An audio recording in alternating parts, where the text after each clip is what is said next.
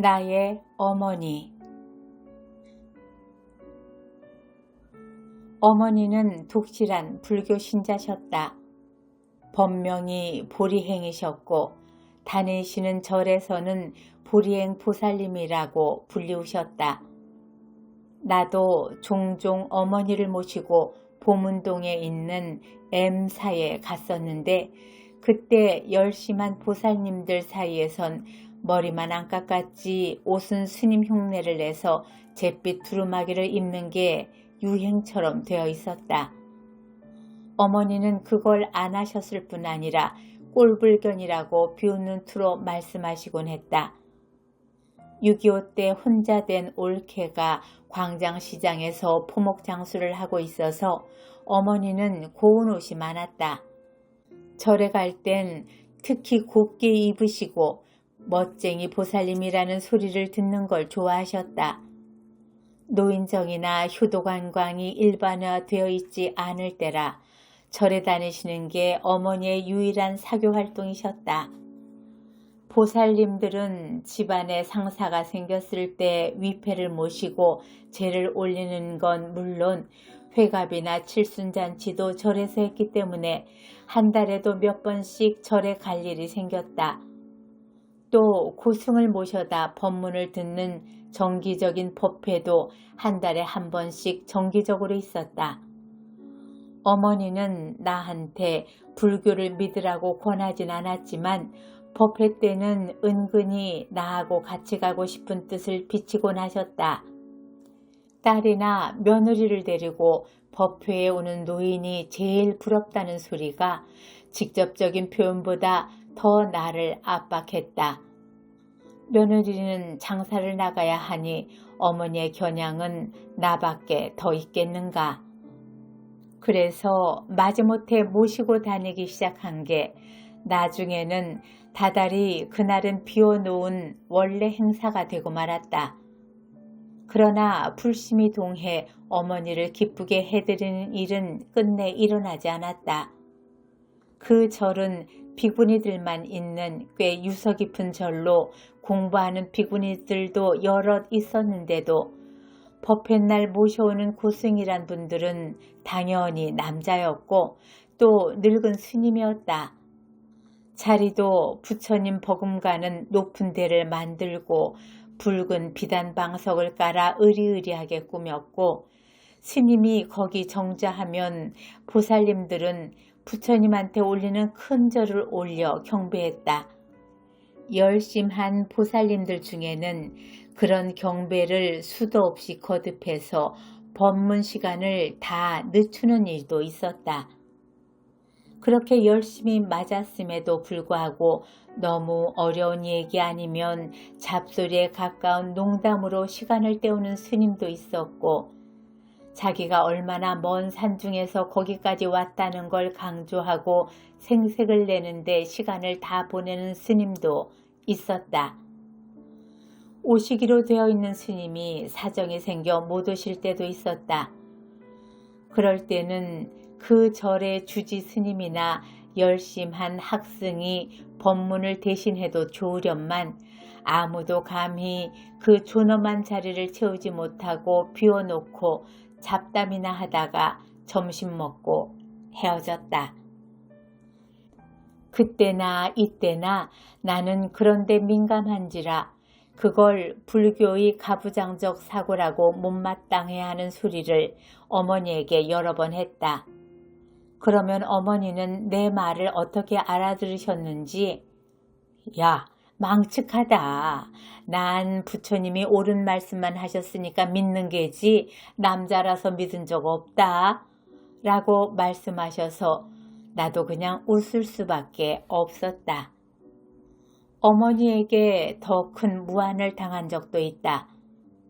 그 절에서 대대적인 보수공사와 증축공사를 한 적이 있었는데 절의 공사가 흔히 그렇듯이 공사비의 많은 부분을 신도들의 시주에 의지했었다.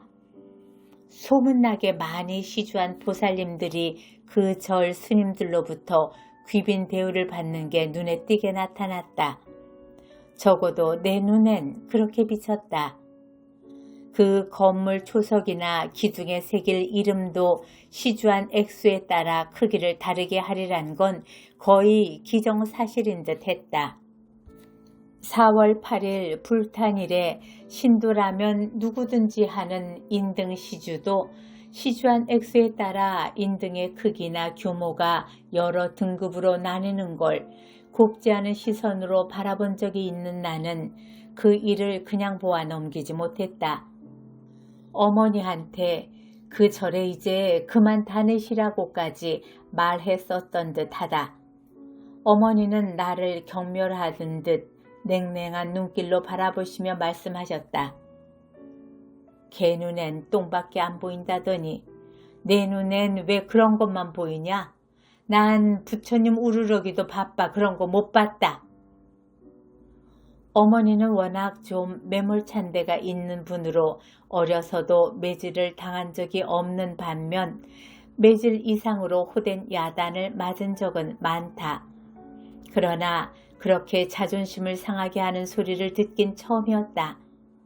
아마 자존심을 먼저 다친 것은 어머니였는지도 모르지만 어머니는 말년에 눈 위에서 미끄러져 다친 게 중상이었는데다 처음 수술이 잘못되어 한쪽 다리의 엉치뼈를 잘라내고 관절을 금속으로 잇는 대수술을 받아야 했다.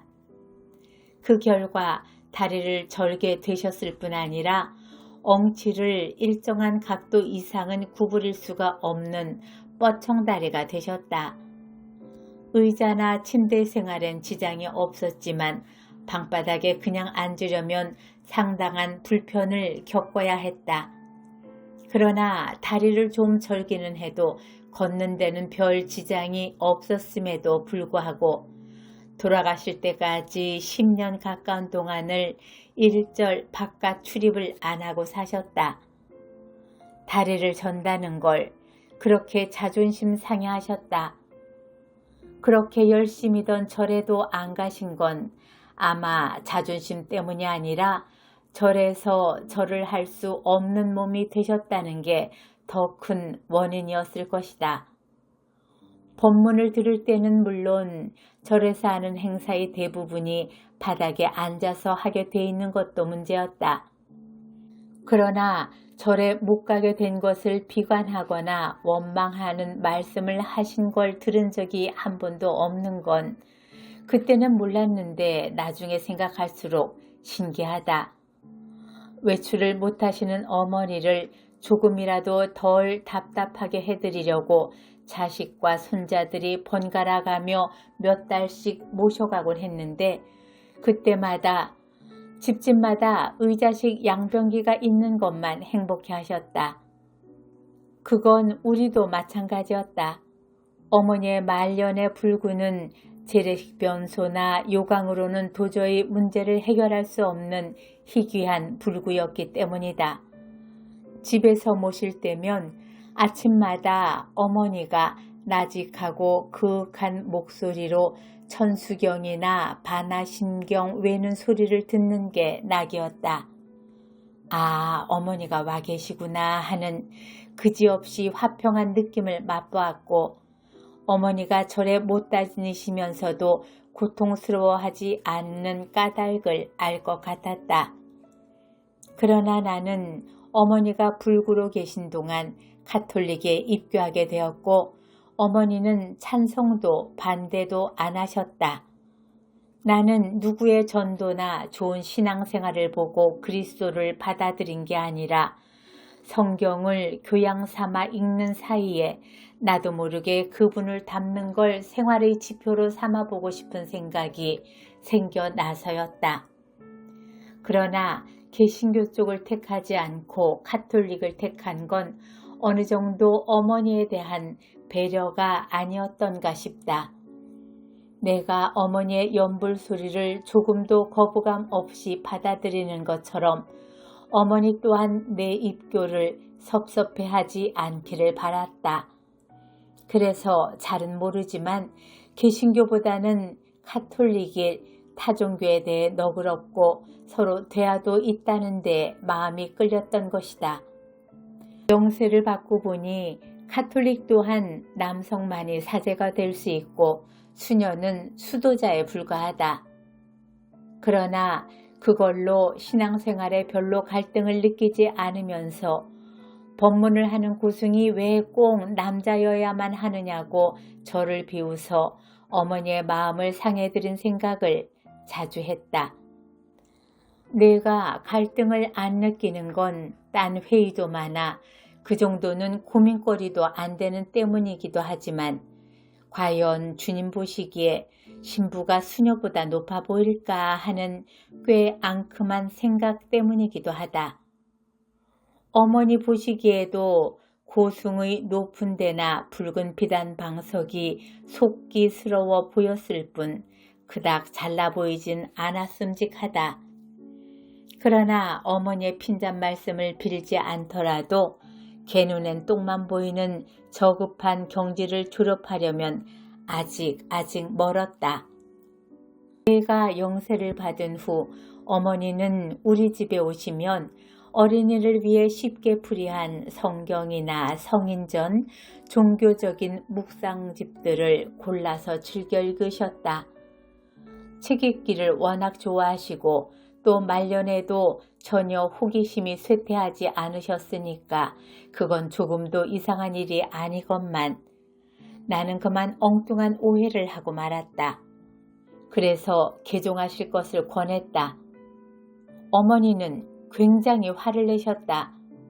소시적인 과부가 됐어도 한 번도 일부 종사에 대한 믿음이 흔들려 본 적이 없을 뿐 아니라 남한테도 개가의 권유를 받아본 적이 없거늘 딸년이라는 게 어찌 그런 망측한 소리를 하냐는 것이었다. 개종과 개가의 동일시에 나는 웃음을 터뜨렸지만 어머니가 자신의 일부 종사를 그렇게 자랑스러워하고 있다는 건 나로서는 참으로 뜻밖이었다. 어머니는 우리가 어렸을 적에도 혹시 딴 데로 시집을 가면 어쩌나 근심하거나 고민할 필요가 전혀 없을 만큼 완벽하게 처신을 하셨다. 당신이 그러했음에도 불구하고 과부나 이혼녀의 재혼에 매우 너그러우셔서 유교를 겪고 나서 이웃이나 집안 내에 무더기로 생겨난 청상 과부들한테 적극적으로 재혼을 권하는 소리를 여러 번 들었다. 재혼에 성공해서 잘 사는 사람을 보면 그렇게 기뻐하실 수가 없었다. 그 정도가 지나쳐 보여 나는 속으로 혹시 어머니는 당신이 팔자를 못 고친 게 후회스러워 남이 그렇게 해서 행복해진 걸 보는 걸로 대리만족을 얻으려는 게 아닌가 하는 불손한 생각을 종종 했었다. 그러나 그게 아니었다. 그럼 당신은 개가를 그다지도 망신스러워하면서도 남에게는 왜 그렇게 적극적으로 권장을 했을까?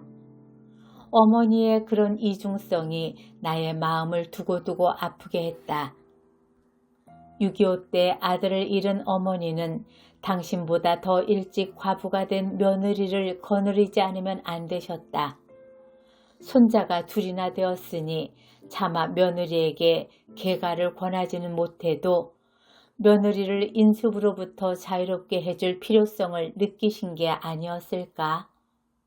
또 며느리가 혹시 딴 생각을 품는 일이 있어도 놀라지 않고 흔연히 받아들이기 위한 연습이 아니었을까 싶어 다행히 어머니가 그런 꼴을 보시지 않았건만도 딸로서 짠한 마음을 금할 수가 없다. 나는 어머니의 장례의식을 불교식으로 하고 싶었지만 상주인 장손 내외가 다 카톨릭이라 그게 여의치 않았다. 그렇다고 영세도 안 받은 분을 천주교식으로 할 수도 없고 결국은 녹음한 연불이나 틀어놓는 정도로 어중간하게 치렀지만 나는 그게 두고두고 마음에 걸렸다. 상중에는 황망하여 어쩔 수 없었다 해도 탈상만은 불교적인 예절을 갖춰드리고 싶어 질부를 간곡하게 설득해 어머니가 다니시던 절에서 치를 수가 있었다. 100일째를 올리고 나서 옷 한 벌을 비롯해 고인의 유품을 태우는 차례가 있었다. 질부가 가져다 불 속에 넣는 유품 중 문득 어머니의 필적이 눈에 띄었다.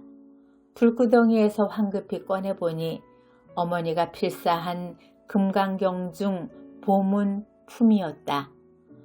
어머니의 붓글씨 솜씨는 참으로 단아하고 유려했었는데 붓이 아니라 사인펜으로 쓴 거였다. 다리가 불편해지신 후로는 손에도 힘이 빠져 물건을 잘 놓치고 밥숟갈도 흘린다고 자주 호소하셨으니 어쩔 수 없으셨으리라. 그러나 나는 그 필적이 약간 치졸한 듯해서 더 정이 갔다. 내가 간직하고 있는 가장 소중한 어머니의 유품이다.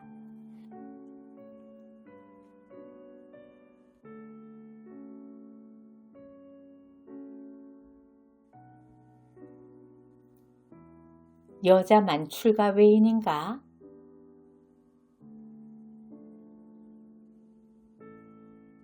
얼마 전 일이다. 장마 중에 휴가 떠난 아이들이 걱정돼 일기예보를 들으려고 아침부터 텔레비전을 이리저리 돌리다가 흥미있는 프로를 발견하고 채널을 고정시켰다. 아침마당인가 하는 프로였다고 생각되는데 맏아들의 문제를 다루고 있었다. 맏아들 부부가 직접 출연했고 정신과 의사와 여성학자가 초대 손님이었고 방청객도 있었다. 처음부터 보진 않았는데도 관심을 갖게 된 것은 맏아들의 문제를 비교적 진지하게 다루고 있었고 맏아들의 문제는 곧 맏며느리의 문제고 거의 외아들 외딸이 될 앞날에 있어서의 우리 모두의 문제라는 보편성 때문이었다. 먼저 들어본 맏며느리의 불평인즉 이러했다. 부부는 서울에서 따로 살고 고향인 울산에는 시부모만 남아있다. 시부모 곁에는 결혼한 둘째 아들과 시누이가 살고 있어서 외롭게 사시는 건 아니다. 허나 맏아들의 도리가 있기 때문에 그들 부부는 설, 추석, 제사, 생신 등 1년에 너댓 번 이상은 반드시 부모님을 찾아뵙는다. 거기에 대해서는 맏며느리도 불만이 조금도 없다. 아내가 고통스러워하는 건 남편보다 며칠 먼저 시댁에 내려가 명절이나 제사를 차리고 돌아올 때도 남편은 먼저 보내고 열흘 정도는 혼자 시댁에 남아있어야 하는 데 있고 더 큰 불만은 시댁에서 멀지 않은 친정에 가볼 기회는 거의 없다는 데 있었다. 아내는 시댁에는 그렇게 자주가 오래 머물러야 하고 정초에도 양력, 음력 2번 다 시댁에서 쇠야 하니 양력만이라도 친정 부모님을 찾아뵙고 싶다는 지극히 타당하고 작은 소망을 가지고 있었다. 거기에 대한 남편의 대답은 뜻밖의 매우 서정적이었다. 맏아들의 도리로 아내를 윽박지를 줄 알았는데 부모님과 고향에 대한 간절한 느낌을 섬세하고 설득력 있게 말했다.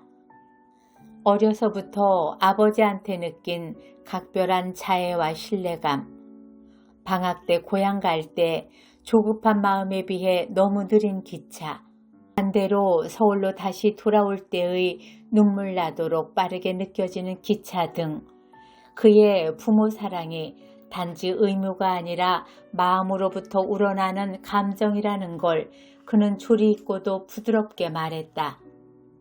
첫애를 낳았을 때는 2주일 만에 아내를 데리고 고향에 내려간 얘기도 나왔다. 부모님이 얼마나 첫손주를 보고 싶어 하실까 싶어 3, 7일이 지나거든 내려가자는 아내를 설득해 가깝지도 않은 고향으로 내려간다.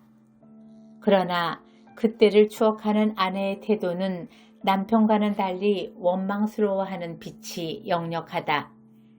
그렇게 길을 쓰고 내려갔건만 시댁에선 섭섭한 소리만 들었다고 했다. 첫째가 아들이 아니라 딸이었던 것이다. 그래도 남편이 말하는 태도에서는 첫 아기를 부모님에게 빨리 보이고 싶다는 것 외에 아들, 딸에 대한 편견이 거의 느껴지지 않아서 보기 좋았다. 그의 부모 사랑, 고향 사랑, 자식 사랑에 조금도 거짓이 없어 보였고 그런 사랑이 누구보다 풍부한 사람이라는 것도 알만했다. 그래서 낡은 인습으로 억압하려는 것보다 훨씬 호감이 갔다. 그러나 그가 억압적이지 않았다고는 말 못하겠다. 어쩌면 누구보다도 교묘하게 억압적이라고 볼 수도 있었다.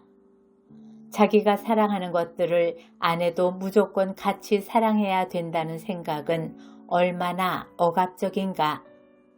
그건 그 남자의 처가에 대한 너무도 당당한 무관심에서도 스스로 증명하고도 남음이 있었다.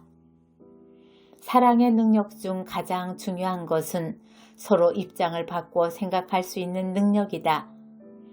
극에 빠진 사랑은 욕심이나 이기지 사랑이랄 게 없다. 그가 그렇게 고향을 사랑하고 부모님을 기쁘게 해드리고 싶은 생각이 절절한 것만큼 아내 또한 같은 감정을 지닌 인간이란 생각을 왜 못했을까? 그러나 문제는 텔레비전에 나온 남편이 특별한 사람이 아니라 전형적인 한국 남자라는 데 있다.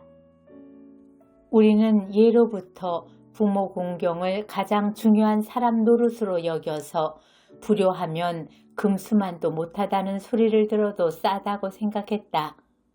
그러나 그건 어디까지나 남자에게 해당하는 소리지. 여자는 출가하면 친부모에 대한 효도는 죄악시한 경향마저 있다. 결국 여자는 인간도 아니란 소리와 다를 바가 없다. 남자의 효도란 자신은 손끝 하나 까딱 안 하고 순전히 아내를 비인간화 시킴으로써 얻어낸 경우가 대부분이라는 것은 굳이 어머니 할머니들의 시집살이를 예로 들 것 없이 현대에도 도처에 널려 있다. 어머니가 오셨을 때는 더운 밥 짓고 고기 반찬을 대접해 용돈 들여 보내드려도 친정어머니가 오셨을 때는 먹던 밥에 숟가락만 하나 꽂아내놓고 택시값으로 5,000원쯤 드릴까 말까 하다가 못 드리고 속상한 얘기는 아직도 라디오 여성 프로의 단골 메뉴다. 물질적으로뿐 아니라 정신적인 애정 표시나 자식 노릇도 친정 식구한테 하는 것은 시댁과 남편의 눈치가 보인다는 말을 흔히 듣는다. 아들이 그랬을 때는 가족적으로뿐 아니라 사회적으로도 못된 놈이라는 지탄을 받을 짓이 딸이 그렇게 했을 때는 아름다운 부덕이 되는 게 바로 이 부모를 대하는 태도이다. 아무리 자식 덕볼 생각 안 하는 세상이라 해도 같은 정성과 교육비를 들여 기른 아들, 딸이 결혼과 동시에 이렇게 달라지는데 누가 딸을 낳고 싶겠는가?